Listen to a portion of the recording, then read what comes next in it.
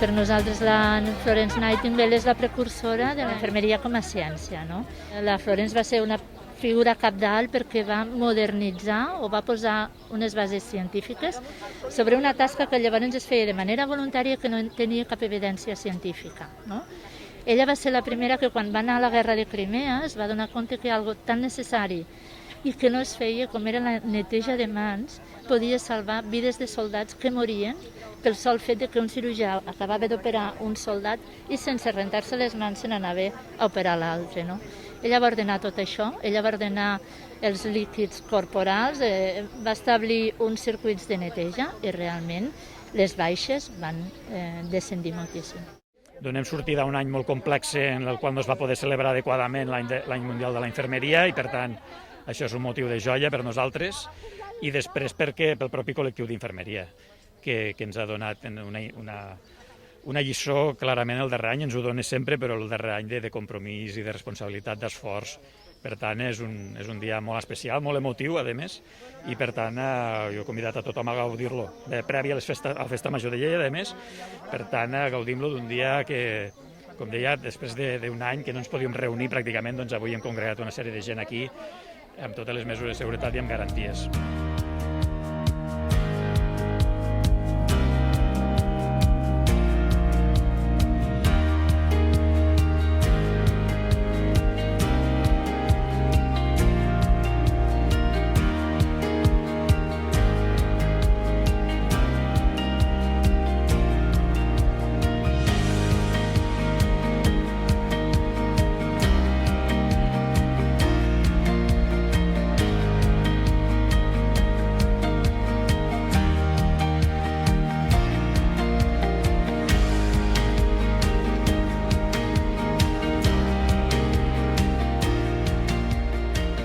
Penseu que, evidentment, que ha tingut un impacte, la Covid-19 ha tingut un impacte per tota la població general i no és que l'hagi tingut, és que el continuï tenint, però pels professionals d'infermeria ha estat, bé, jo us diria que portem un any i un mes que estem vivint a l'esprint. O sigui, han fet un sobreesforç, totes les infermeres i infermers de Lleida, que són els que nosaltres representem, han fet un sobreesforç enorme per tenir cura de totes les persones que ho han necessitat.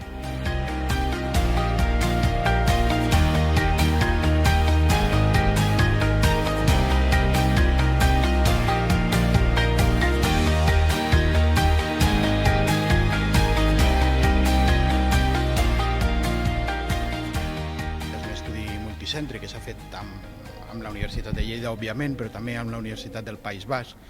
i amb la Universitat Autònoma de Madrid, i bàsicament el que vam estudiar és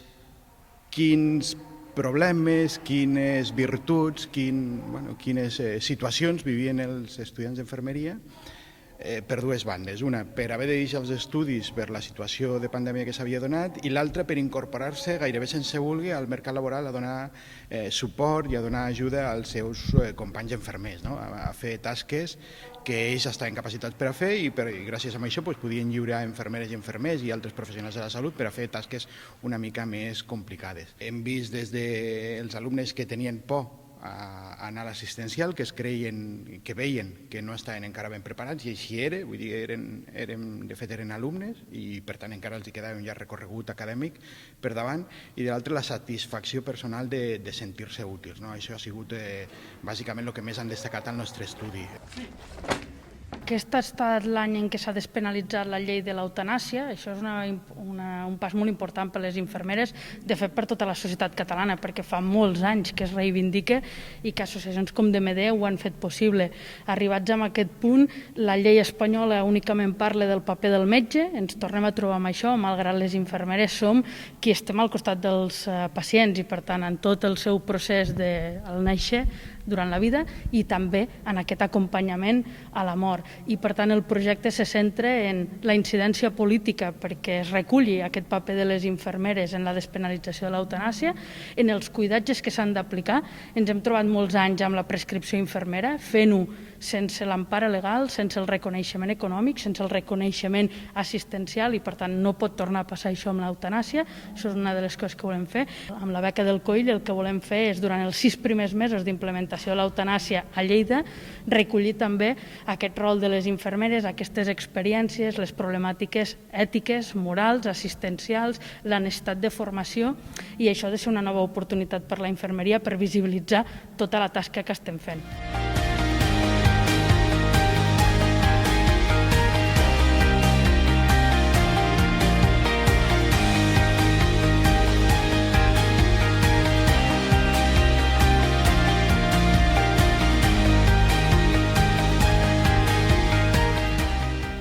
No va ser un camí de roses, va ser un camí difícil, en una època que vam agafar les llevadores en una mica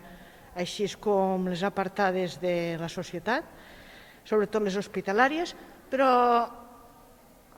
la joventut que pujava i que puja i que continua aquesta tasca és molt ferma. Jo he dut quasi 40 anys, 39 i pico d'experiència professional,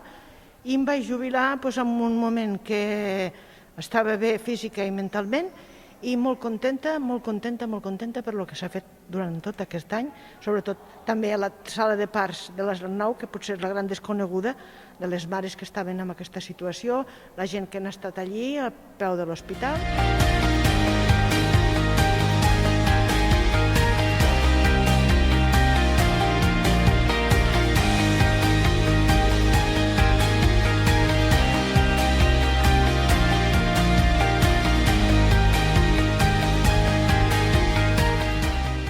Tot un grup que s'han anomenat Corona Makers, sobretot eren de les facultats d'ETSEA i de l'Escola Politècnica Superior, l'EPS, que a través d'impressores 3D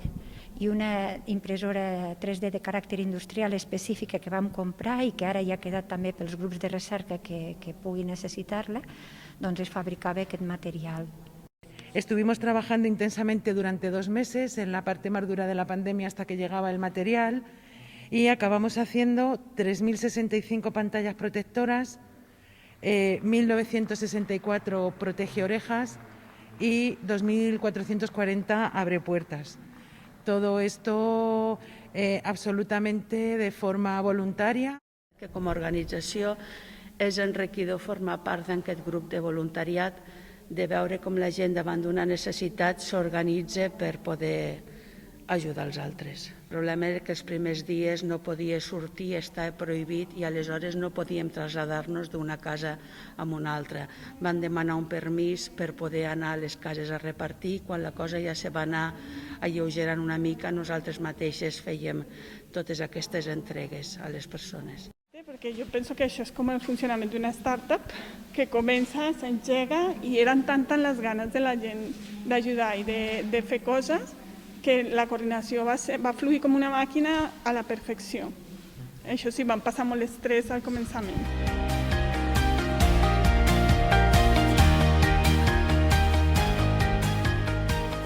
Aquest any